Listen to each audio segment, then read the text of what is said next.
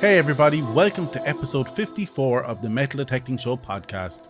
My name is Ciaran and I have been metal detecting now for nearly 30 years.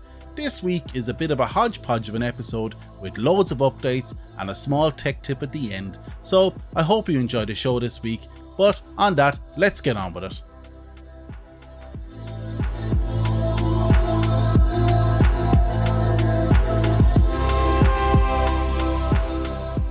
Hey everyone, before we start, I want to thank you for listening to the podcast and I hope you enjoy the show this week.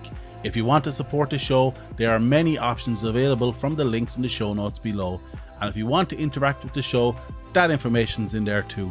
But most importantly, if you like this content, please don't hesitate to tell your friends and don't forget to hit that subscribe button.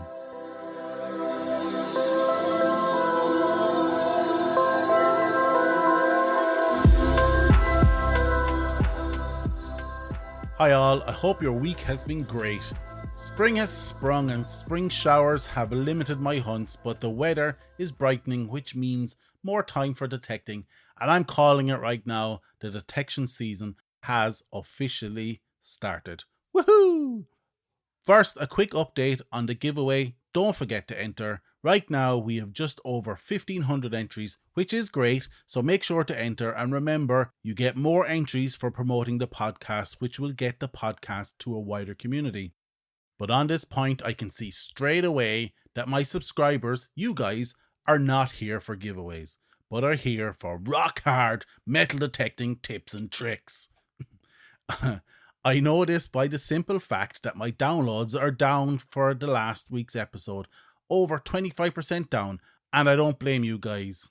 Firstly, this is an experiment to see what works and what doesn't work, and you're all my guinea pigs. And I can see that this won't work. So once this giveaway is done, it'll be back to the drawing board on how to do giveaways with my subscribers only, and I'll come back to it again in the future. I had another voicemail from Jim, the DIY detector. Have a listen here. Hello, Ciaran. This is Jim, the DIY detector, Florida, USA. A couple of questions and a couple of comments. First, how is the button mounting going? Have you tried to use a coin sleeve? You may want to dye or paint it the same color as the frame background or display cabinet that you put it in, so the focus is drawn to the button. Could you explain what takes place with the circuitry of a VLF or induction balanced metal detector when you switch it to pinpoint mode? Also, I miss the old funky music. It was certainly unique to your show. Maybe you could use it as the ending of the podcast, or maybe for just special podcast. Keep up the great job you're doing. A podcast about metal detecting is great to listen to while you're driving out to metal detect. Thanks for the voicemail, Jim, and thanks for keeping me honest and on my toes, as I had put the button away, giving up as I couldn't see a way of doing this safely and attractively, and then I totally forgot about it, to be honest. But your idea about the coin pocket gave me an idea that I could 3D print a little frame to go around the button, where then the button could clip into the frame. It took me only 20 minutes to draw up on the computer and about an hour or so to print as I adjusted the size to best suit the button, and I have to say, Jim, it worked a charm. And now the button is proudly and most importantly safely mounted in my frame. So make sure to check out the picture I posted on Instagram, but I'll also include this picture on the website. It looks great. The wife wants to put it up pride of place in the downstairs toilet. So, pinpointing, Jim, without doing extensive research, looking into patents and marketing blurb, my understanding of how pinpointing works is that it is, firstly, a separate program that runs in the machine at full power with zero discrimination, much the same way as all metal mode would work, but more like a PI machine with a pulse being sent out and received in turns. This allows you to not to have to swing the coil like a VLF machine to generate a response signal. Another difference being is in how the signal is processed. So in a previous episode where I described detection and transmission fields as a blade for a double D coil and a cone for a concentric coil, and I said at the time that this is not entirely accurate but serves a purpose to illustrate the difference between the coil designs. What it really looks like is, imagine an upside down bell curve hanging below the coil with the tip of the curve being the sweet spot.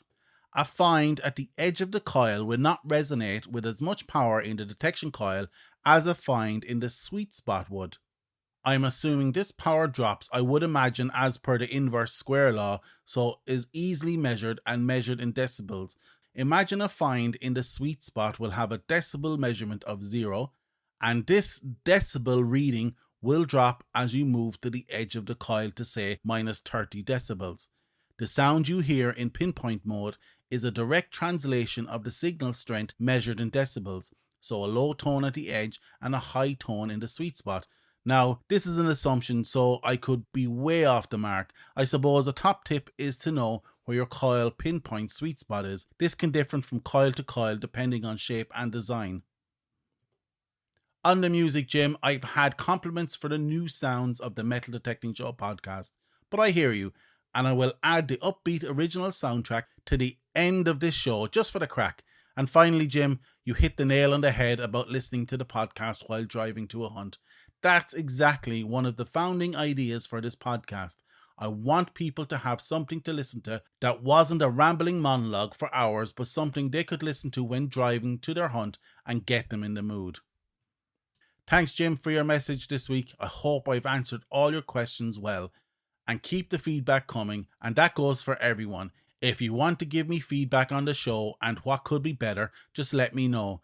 Or if you have a specific topic or question you want answered, I will be glad to cover it. I'm always on the lookout for content. Okay, so a quick tech time out this week as we haven't much time left, and this week I want to talk about an online tool that is a tool I have been using more and more, and that is Google Reverse Image Search. If you're not familiar with it, it is a function of Google from your browser or app where you can upload a photo and Google will use its machine learning and photo matching capability to give you results in pictures that match your picture.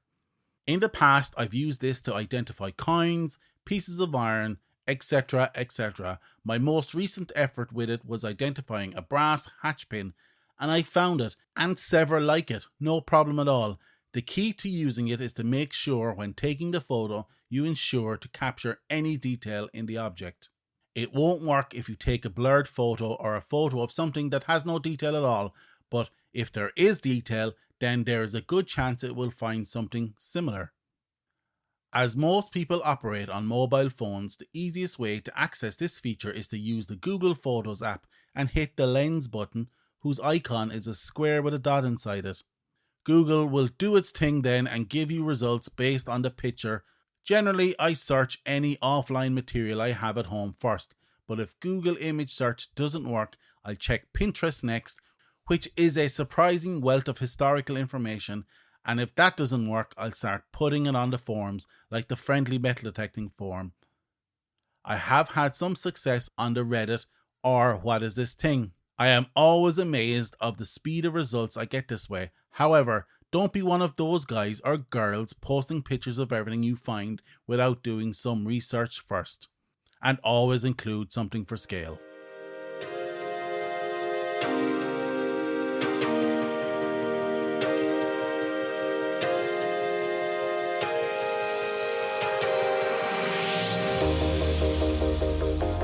That's it for this week. I hope you liked this episode of the Metal Detecting Show podcast. Check out our website www.metaldetectingshow.com for this episode's show notes.